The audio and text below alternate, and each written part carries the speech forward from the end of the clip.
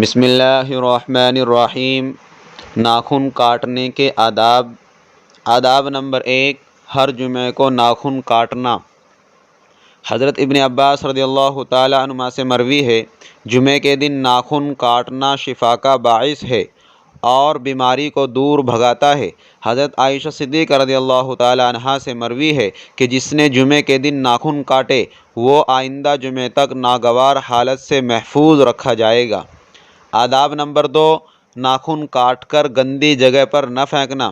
آداب نمبر 3، ناخن کاٹ کر دفن کر دینا۔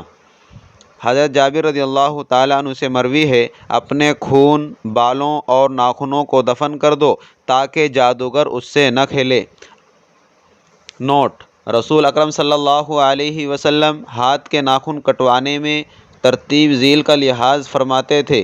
دائیں ہاتھ شہادت کی انگلی، بیچ کی انگلی، اس کے برابر والی، پھر چھنگلی۔ بائیں ہاتھ میں چھنگلی، اس کے برابر والی، بیچ والی، اس کے برابر والی، انگوٹھا، پھر دائیں ہاتھ کا انگوٹھا۔ پاؤں کے ناخن کاٹنے کا طریقہ یہ ہے کہ دائیں پاؤں کی چھوٹی انگلی سے شروع کرے اور انگوٹھے پر ختم کرے، پھر بائیں پاؤں کے انگوٹھے سے شروع کر کے چھوٹی انگلی پر ختم کرے۔ وضاحت: علامہ ابن حجر رحمۃ اللہ علیہ نے تو یوں دیگر طریقے بھی نقل کیے ہیں، لیکن زیادہ زور اسی طریقے کے اولیٰ ہونے پر دیا ہے تاکہ ابتدا بالیمنی پر مکمل عمل ہو۔ اللہ عمل کرنا آسان فرمائے اور ہم سب کو تمام سنتیں زندہ کرنے کی توفیق عطا فرمائے۔